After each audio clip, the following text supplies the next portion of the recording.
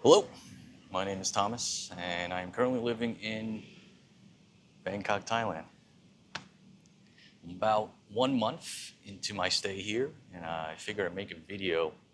Talks about how to look for an apartment, how to rent an apartment here, and sort of what you can expect. Because I definitely didn't see a video like that when I was looking to move to Bangkok, so I figured this might be helpful for some other people. So, from a high level, what you should expect, I think you should expect to pay anywhere between 10 to 20,000 baht per month for a condo that is in a newer building and in a good part of Bangkok.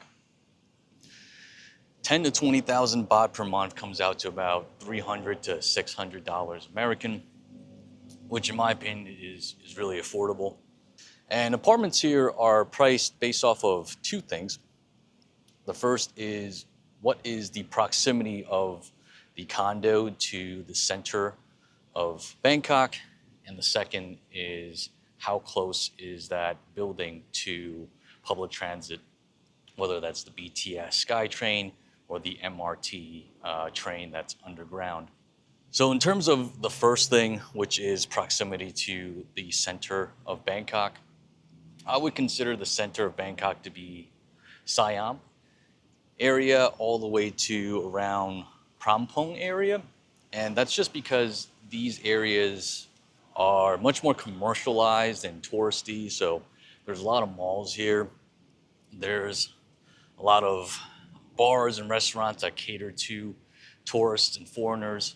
And these are the areas where, for the most part, visitors and tourists to Bangkok will stay in. Now, I don't think that you should live in these areas or really close to these areas because they do tend to have a lot of foot traffic, have a lot of tourists, and also the bars and restaurants and massage parlors, all the places that you might want are going to be geared towards tourists and they are going to be more expensive as a result.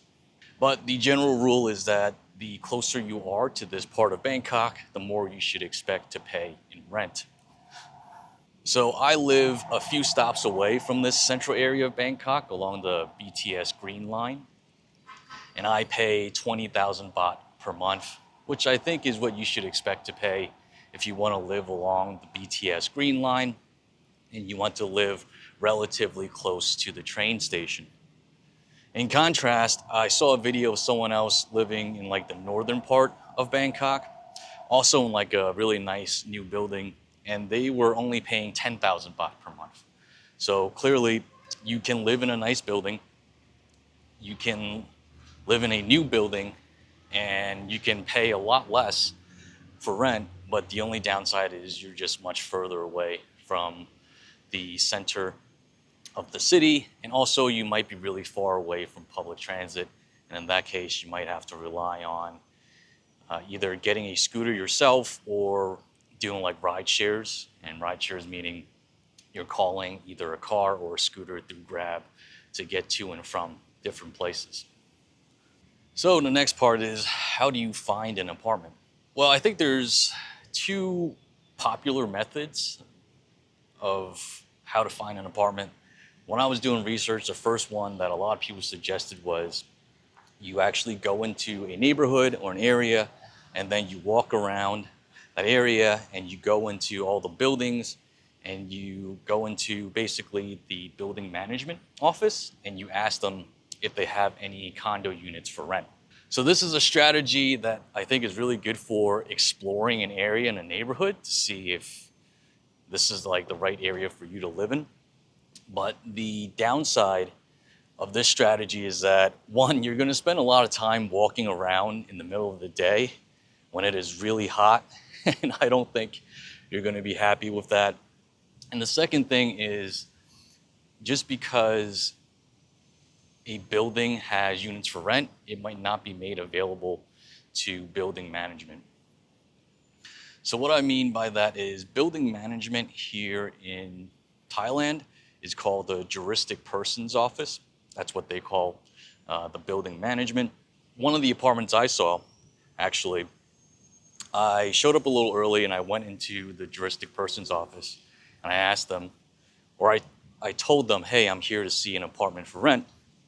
And the building management basically told me, oh, we don't have any apartments for rent. And then a few minutes later, the owner of that condo unit showed up. They let me in and they showed me the unit. So that's an example where the owner had a unit for rent, but they didn't make it available to the building management. Like they didn't let them know about it. So if I was just walking around that area and I walked into that building, I asked them like, hey, is there a unit here available for rent?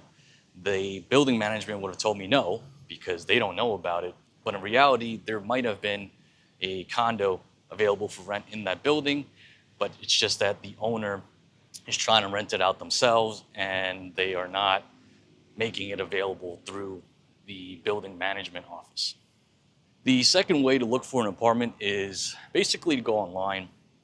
So there are various sites here you can use to look up apartment listings. One of them is DD Property, another them is Rent Hub, another is Living Insider. I went on these sites and I did find there were usually like a dozen to maybe 2 dozen listings, but they might not all fit your criteria. And I did end up seeing one apartment that I found through a website. The other way you can look online is I recommend going on Facebook and searching like Bangkok apartment condo rental, and you're gonna see a lot of groups pop up. Many of them have tens of thousands of members. The one that I joined, I'm gonna show on screen, had over 100,000 members. So just join any of these groups, and I basically posted that I'm coming to Bangkok in the beginning of August. I told them I wanted a 3-month lease. I explained what my budget was, and as a result of that one post, I had over a dozen real estate agents and also condo unit owners reach out to me and tell me like, hey, this is what I have available right now. In my opinion, that's probably the better strategy for looking for a condo to rent here in Bangkok, because one, you don't have to walk around an area, walking into buildings, seeing if they have something available. And two, you can do most of that stuff online. So in theory, you can start your search before you even come to Bangkok, and it's just much more convenient. You can do everything online. Also, I want to say that one of the cool aspects about Bangkok or Thailand is that Facebook is widely used here. Pretty much everyone is on Facebook, and it's really helpful because you can just go on Facebook and there's all these groups you can join, and you can just post about whatever it is you're looking for as far as apartments or condos, and it'll be seen by a lot of people, and you will get people that are going to reach out to you and try to knock down your door in order to show you apartments. So how did I find my apartment? So the way it worked out for me was I landed here on a Wednesday, and then I took the next 2 days, Thursday and Friday, to look at a few apartments. And then Saturday was when I was supposed to check out of my hotel, and then I signed a lease and moved into my apartment. So I used the strategy of the Facebook groups. I posted in the group that I joined. A lot of people reached out to me, and that's how I saw 3 of the 4 apartments on my list. And then one of the apartments that I thought was interesting, I found that one online. So for me, this was a really compressed and truncated process, because I think it is kind of crazy to find an apartment basically within 3 days and move into it. But for me, I'm just at a point in my life where I'm very decisive about things, and I figure like if you see a couple of apartments and one of them meets all your criteria, then just go for it. Just go for it and sign that contract, because I'm only going to be here for 3 months anyway. So in terms of what to expect when you're looking for a condo to rent, and some tips and advice that I have for people who are looking, I would say allocate about a week to looking for condo units. I say a week because I don't think everyone should do it the way I did, which is like you make a decision within 3 days. I think a week is a really good amount of time for you to get used to jet lag, settle into Bangkok a little bit, see maybe a handful or maybe even a dozen apartments, and then make a decision on where you want to live. In terms of looking at apartments, I think a reasonable expectation is that you're going to see about 2 apartments per day. And that's just what I was able to set up from talking to real estate agents and owners. It seemed like generally you're able to schedule one viewing in the morning, maybe like late morning around 11 or noon, and then you would be able to schedule another viewing somewhere in later afternoon, like maybe 5 or 6. And I think there's 2 reasons for that. The first is that between the hours of noon and like 5, Bangkok is just really hot. And that's the hottest part of the day. And I think a lot of people don't want to be like hustling and schlepping through the city just to show an apartment to someone that they may or may not rent. The second reason is I think that many of the real estate agents might have other jobs, so they not necessarily have the availability to show you a unit throughout the day. They might only have availability to show you a unit really early in the morning or later in the afternoon after working hours. So I think a reasonable expectation is you're going to see about 2 apartments per day. The next thing you have to understand is that if you are like me and you're coming to Thailand on a visa exemption, which means you're only here for 3 months, you're obviously not going to sign a lease and rent an apartment for an entire year. And if that's the case, you should understand that there are going to be less options open to you if you're only looking to rent a place for 3 months. And the reason for that is just simply that owners and real estate agents want to rent out properties for an entire year.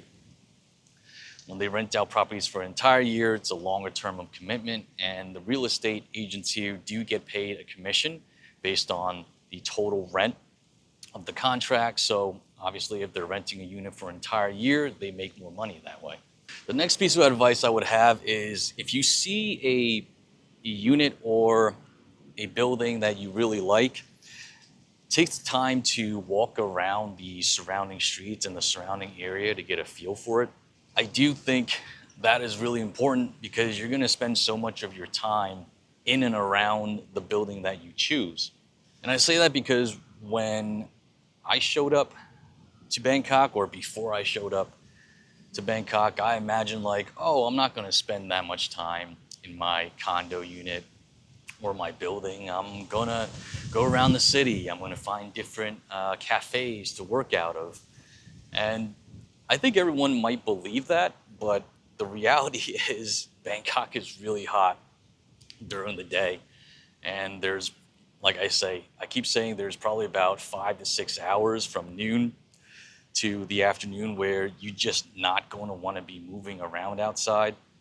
So like it or not, you're going to spend a lot of time in your building, in your condo itself, in the surrounding area instead of moving around through Bangkok. So just make sure that you really like the area that your building is in. Make sure that your building has amenities like a nice gym or pool or a co-working area if that's really important to you and using those like facilities a lot. Just make sure that you feel comfortable wherever it is you pick. For me, I like the area I'm in because it's a very good mix of businesses like restaurants that like cater to foreigners like me, but at the same time, there are a lot of things that are frequented mostly by local Thai people. So some of these restaurants I see are really popular with Thai locals, and personally, I love that. I don't want to be eating, Western food or fast food chains all the time. I want to live in a place and, as much as possible, experience life, live life a lot like the way locals would. So next, let's actually talk about moving into your condo. So what you should expect is when you sign a lease, you're going to have to pay the first month and leave at least 1 month as a security deposit. This is pretty standard, at least for those of you who are coming from America. That's basically the same process. So there is nothing new or strange there. In terms of extra things like utilities and internet, what you should expect is a lot of the condo units for rent don't cover those things. They don't cover electricity, they don't cover water, and they might not cover the internet. So in terms of electricity, I think you can reasonably expect to pay anywhere between 1 to 3,000 baht a month. That depends on how big your condo is and how much you're using the air conditioning. Water is really cheap. You're basically going to be using water only to shower because a lot of people don't drink the tap water here or use the tap water for cooking. So you can expect to pay maybe like 100 baht a month for the water. Internet. So internet's an interesting one. From the research I did, internet here is maybe about 500 baht a month. And some of the condo units I looked at didn't have internet installed. And that actually was a big factor in why I didn't pick one of the units.